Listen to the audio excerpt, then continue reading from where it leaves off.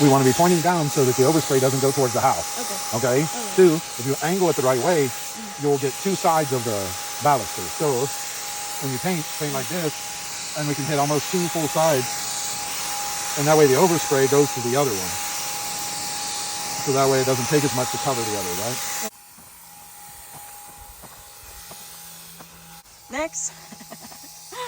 Next to the porch. And it's done.